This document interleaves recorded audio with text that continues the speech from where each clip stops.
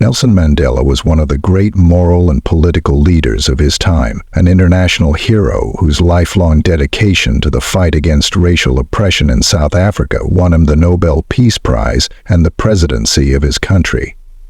After his triumphant release in 1990 from more than a quarter century of imprisonment, Mandela was at the center of the most compelling and inspiring political drama in the world. As president of the African National Congress and head of South Africa's anti-apartheid movement, he was instrumental in moving the nation toward multiracial government and majority rule.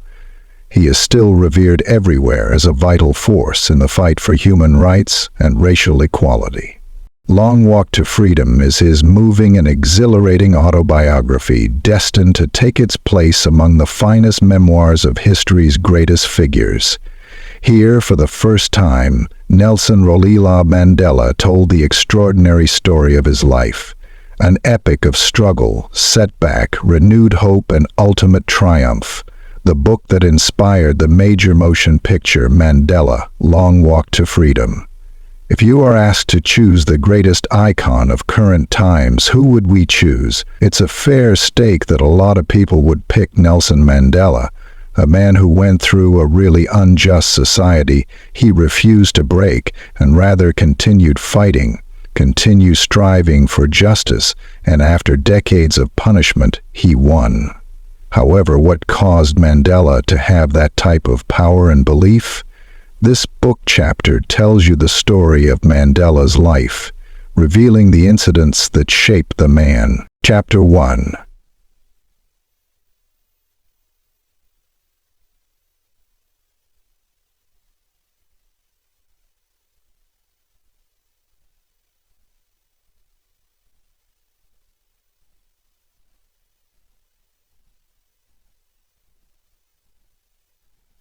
Hamilton. Nelson Mandela's interest in social justice started while he was an introduction called Imvezo. Mandela was told in a tragedy of vanity and infused the inner life of life in a small village in South African countryside called Mvezo. Mandela was given birth to in a small village in the South African countryside called Mvezo. He hailed from the Xhosa tribe, a proud ethnic group that strongly valued law, courtesy, and education. He was called Rolihlahla at birth, meaning troublemaker in the Xhosa language. Gadla Henry Mfakanusa, who is the father of Mandela, was a chief in the tribe, a distinction that traditionally would have gifted him with high social class in the community, but the British influence had deteriorated the authority of tribal chiefs. Therefore, the title had little political power at the time. Furthermore, the British could overthrow anybody who challenged their authority. That was because every chief had to be approved by the government. Mandela's father was really stubborn and regularly confronted them, and it didn't take time before the British annulled his status as chief. After the death of Mandela's father, another regent of the tribe, Jongintaba, offered to become Mandela's guardian. This would eventually have a vast effect on his life. While Mandela was still a child, he regularly went for tribal meetings at the regent's court, where he got to know about the dilemma of his people. One of the greatest prominent people there was Chief Joyi, an elderly chief with royal lineage who protested against white supremacy. Chief Joyi assumed that the close tribes had lived peacefully until white Europeans come in and planted the seeds of conflict. He mentioned that the white man was greedy and stole the land that should have been shared, destroying the tribe's unity. Mandela would learn later on in his life that Chief Joyi's history lessons hadn't been right all the time. However, they really impacted his life. They revealed to him social injustice. Chapter 2. Mandela first started confronting authority while he was a student at Fort Hare. The young Mandela liked physical activities such as stick fighting. However, he was also an introvert. Also, he was the first in his family to attend school, where his lifelong devotion to learning and education started. The village school Mandela went to was completely British. The students learned wholly about British history, culture, and institutions. African culture was basically never talked about in the classroom. So Mandela learned about the history of his people from the elders in the regent's court. As at then, it was typical for Africans to have an anglicized name with their normal one. Mandela's teacher picked Mandela's name for him, Nelson. Mandela never understood why she chose that name, however. He suspected it could have been associated with the great British sea captain, Lord Nelson. Mandela studied really well, a lot so that he ended up finishing his junior certificate at Healtown College in 2 years instead of 3. Afterward, in 1937, he changed to Fort Hare College, where he studied English, anthropology, politics, native administration, and law. Fort Hare was where he started confronting the authority. One night, Mandela, with some of his fellow students, began talking about the lack of freshman representation in the House Committee, and they chose to elect their own House Committee that better talked about what they like. Mandela, with his friends, caucused among the freshmen and gathered huge support. After, they said to the warden that if he overruled them, they'd quit, which would become great displeasure to their freshman supporters. Eventually they won. The warden let the committee stand. But the next year, things didn't go really good. During his second year, Mandela intensely supported a student boycott and eventually got expelled for it. Done with his time at Fort Hare, he decided to relocate to Johannesburg and find a job. Chapter 3. The political work of Mandela's started in Johannesburg. Johannesburg was a busy city when Mandela got there in 1941. He wasn't aware of it at the time, however. In Johannesburg, he'd make lifetime friends who'd fight against oppression with him. Mandela had his first job in a gold mine as a night watchman. According to him, the gold mine was a strong sign of white oppression. A lot of Africans slaving away daily in a huge capitalist enterprise that just profited the white owners. But his actual aim was to become a lawyer. One day, one of Mandela's cousins decided to take him to a person who could assist, Walter Sisulu. Sisulu directed a real estate agency that focused on giving houses for Africans. Sisulu, as well as Mandela, would eventually become really close, and the pair would encounter a lot of difficulties together. Sisulu succeeded to get Mandela a spot as a clerk in one of Johannesburg's biggest law firms, where he worked while he was studying at the University of South Africa for a BA in law. Gower Radebe, who was one of Mandela's colleagues and the only other black worker at the firm, was a prominent member of the African National Congress, or ANC. In 1912, the ANC was established, which makes it the oldest African national organization in the country. It intended to get full citizenship for every African in South Africa. Sometimes, sending your boy Gawara put you in the run for immigration, and Gower hoped that the ANC was the best plan for change in the country, and immediately Mandela started going to ANC meetings with him. In 1943, Mandela has his first experience of real political activism during a bus boycott that protested the increasing bus fares. Mandela turned out to be an active member of the boycott, not only an observer. Marching together with his people was terrifying and empowering. During his promising political life, Mandela also made friends with some other activists, such as Tony O'Dowd, Harold Wolpe, and several members of the Communist Party. These links would prove important in his future fight against apartheid. Chapter 4. The National Party's ascent to power marked the start of apartheid. The house of Walter Sisulu's Johannesburg turned to be a hotspot for the members of ANC and African intellectuals.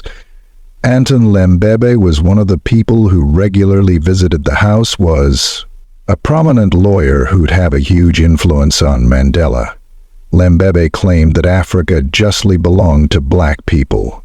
He summoned African men from every tribe to unite together and claim their right to the land. Reclaiming the land would abandon the Western principles and morals that had made a lot of Africans to internalize extreme feelings of shame about their culture, basically healing a culture-wide inferiority complex. At the end of the day, Mandela, Sisulu, Mbeki, and some others visited Dr. Exma, the head of the ANC at the time.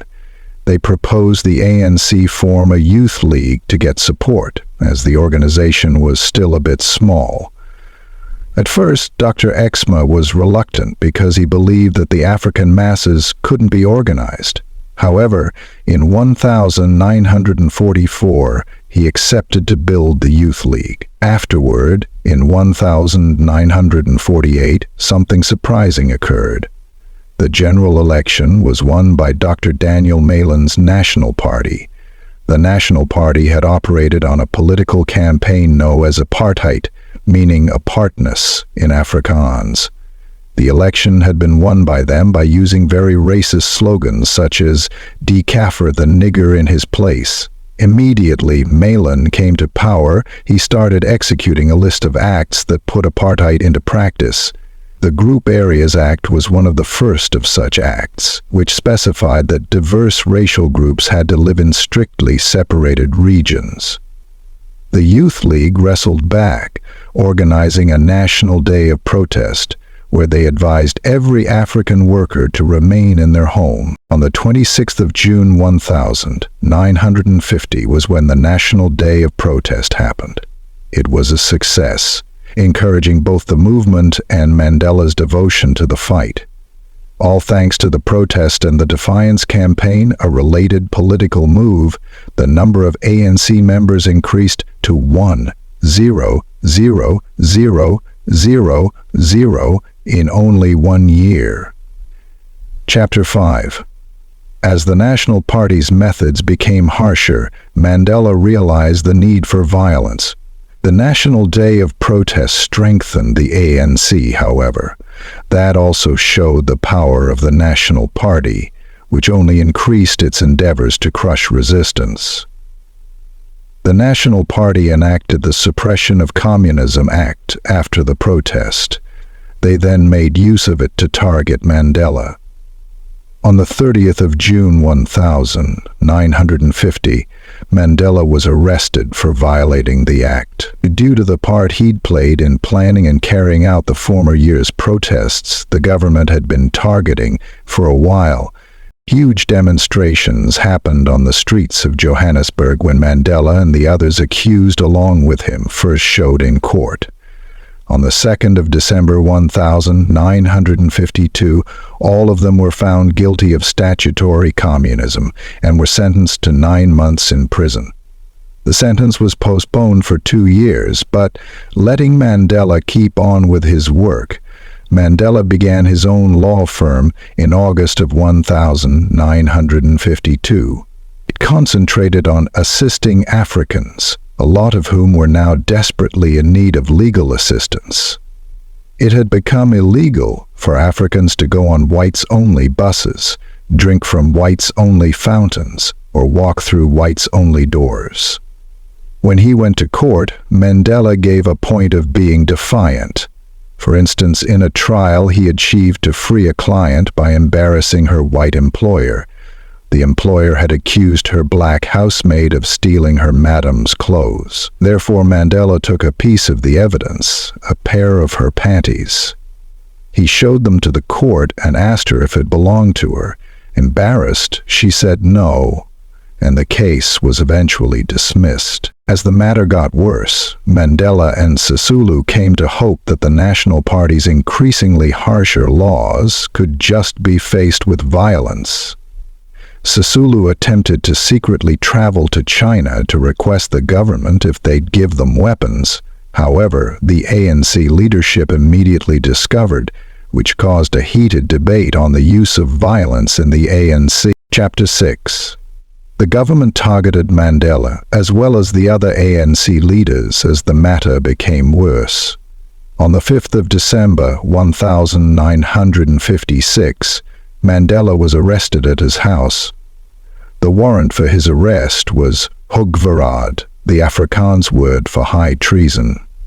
He'd long anticipated the government to make a huge move against the ANC, and now it had eventually taken place. The government asserted that they had proof that Mandela had orchestrated violent acts in the Defiance campaign. Also, they arrested almost every one of the campaign's other leaders. It was obvious from the beginning that the prosecution's case was feeble.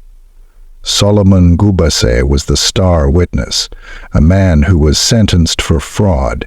He asserted that he went to an ANC meeting where the leaders had chosen to send Walter Sisulu to the Soviet Union in order to get weapons for an armed fight. During Gubase's interrogation, the defense proved that he wasn't an ANC member, neither was he a university graduate, as he'd stated. This was an extreme setback to the prosecution. As the court case continued, the struggle fumed outside. The severity of the matter seriously hit home on the 26th of March 1960, when a misfortune happened in the town of Sharpeville. There, a lot of Africans had come together around a local police station showing against the pass laws, which needed every Africans to hold their passbooks when they left their designated area. The police were terrified and opened fire on the crowd without any caution. A minimum of 69 people was murdered, with the majority being shot in the back as they attempted to escape.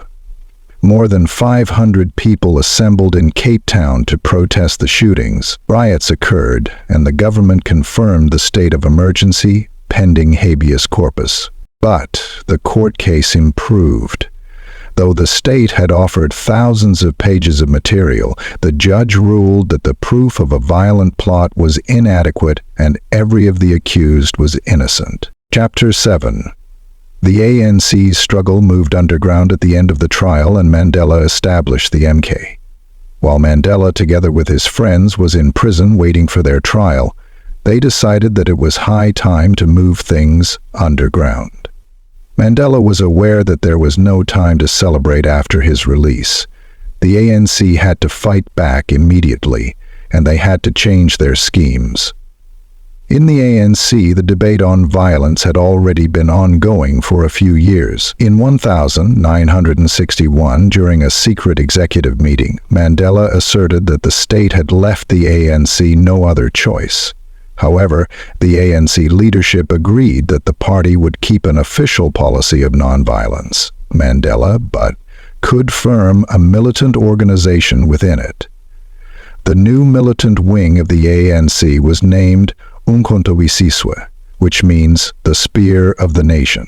The short form was called the MK. The MK began by utilizing sabotage. Mandela had never shot a gun at someone in his life. However, he started studying everything he could about guerrilla warfare, sabotage, and revolution. Also, he relocated to a small suburb of Johannesburg, the Lily's Leaf Farm in Rivonia, which had been acquired by the movement. Lily's Leaf Farm functioned as a safe house and training field for the MK. And that was where Mandela learned his shooting and learned how to make use of explosives. He, as well as other MK members, decided to make use of sabotage first, as it had the lowest risk of injury and needed less manpower. Therefore, in December of 1960 in Johannesburg, they exploded homemade bombs at a number of government buildings and power.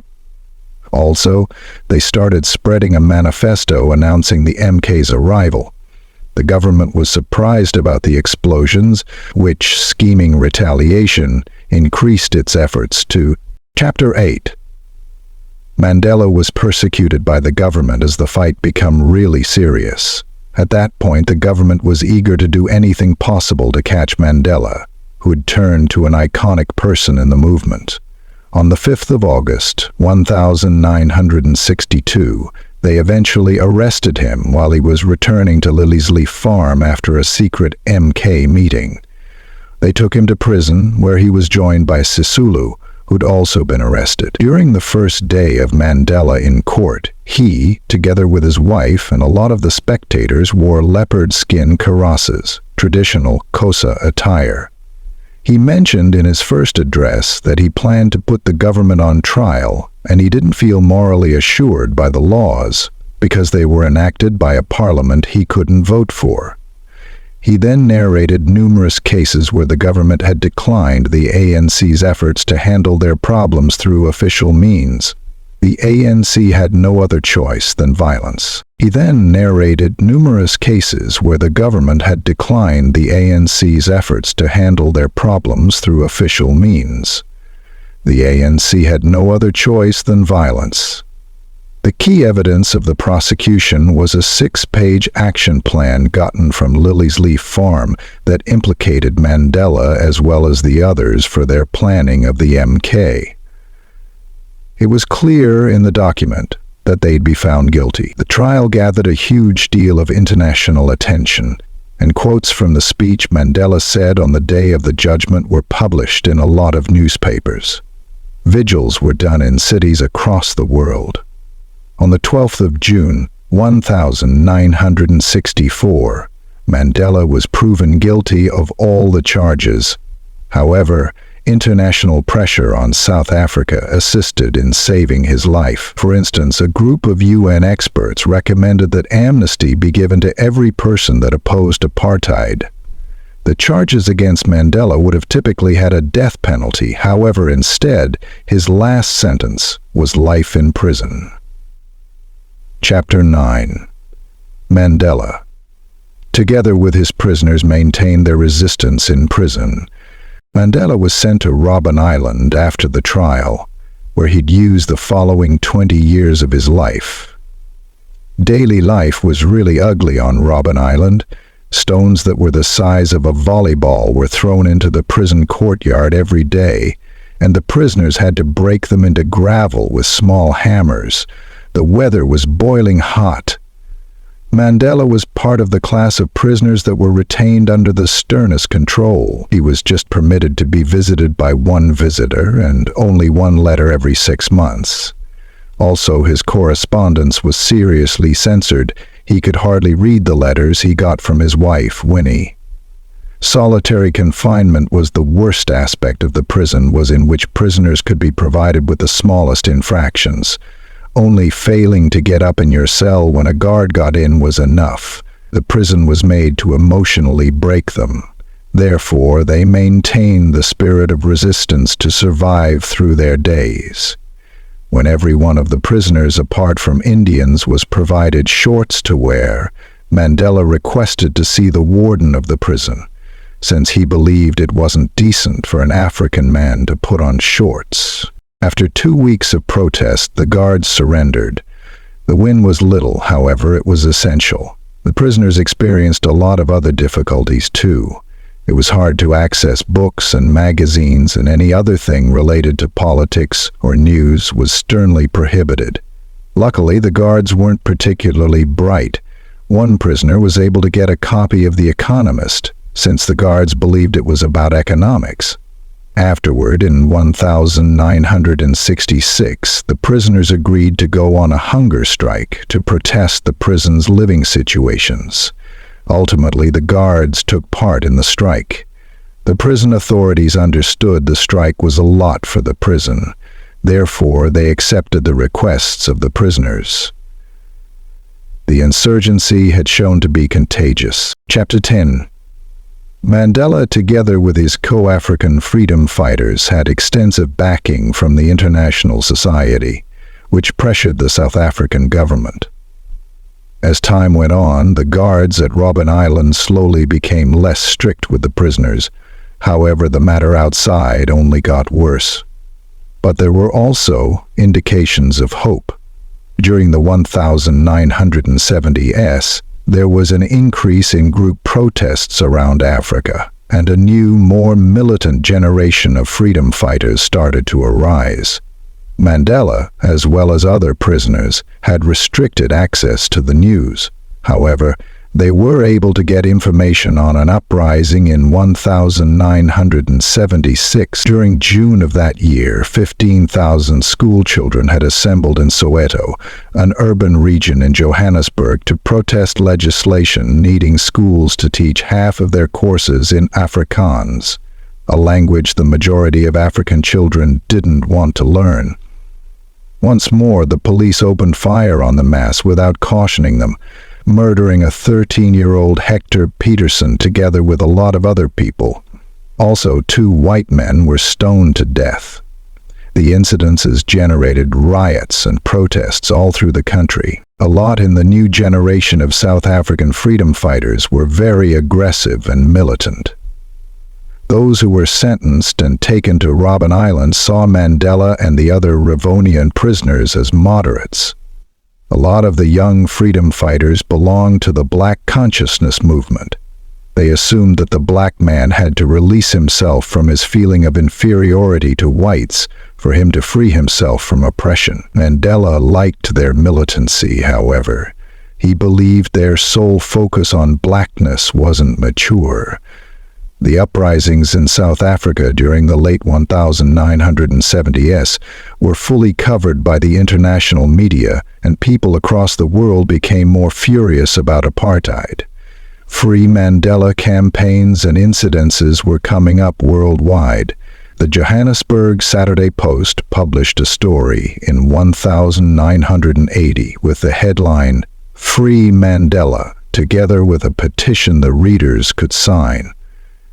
The article ignited a debate in the country on Mandela's freedom. Chapter 11.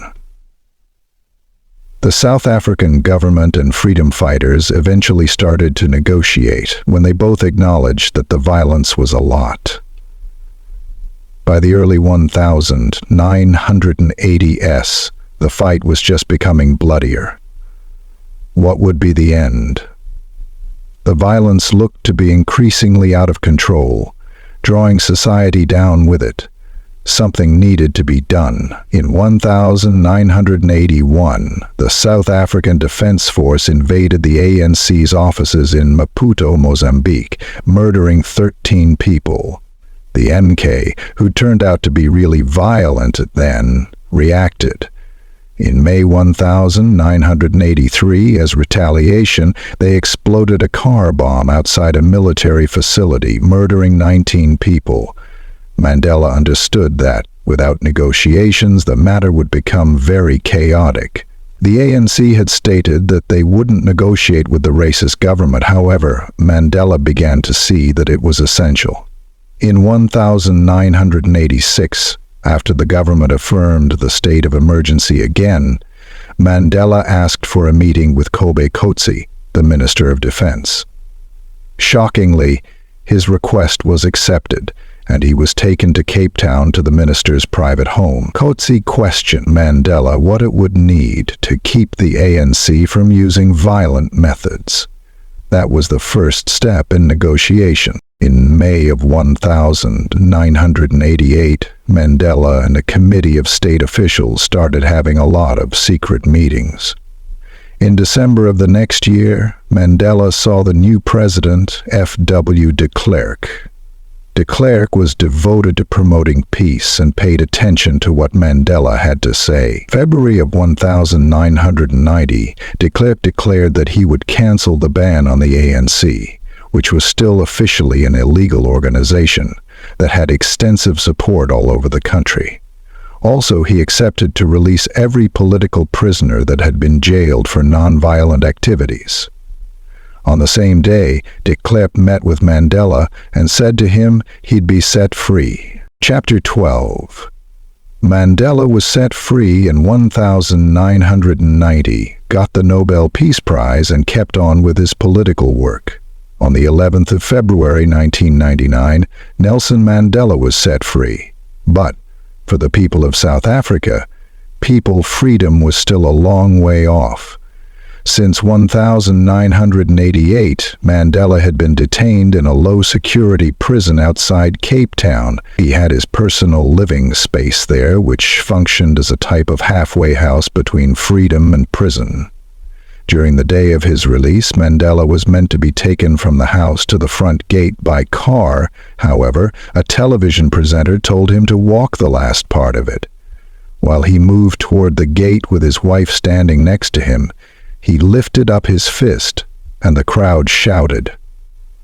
Later on during that day, he delivered a speech from a city hall balcony before a huge crowd. He shouted out the word Amandla, which is the Xhosa word for power, and the crowd responded, Ngowetu, meaning to us. The next afternoon, Mandela said to the reporters that he'd do anything the ANC considered appropriate.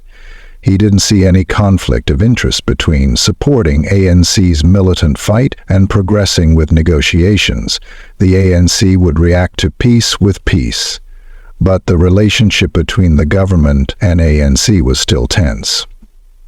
In 1992 December, the ANC executives chose to have a series of secret bilateral talks with the government. Firstly, it was decided that every party that got above 5% in the general election should have proportional representation in the cabinet. That signified that the ANC would need to work together with the National Party, which activated controversy within the ANC. On the 27th of April 1994, the first non-racialized election happened in South Africa. The assassination happened in South Africa. The ANC got 62.6% of the votes. In a moment before that, Mandela was given the Nobel Peace Prize.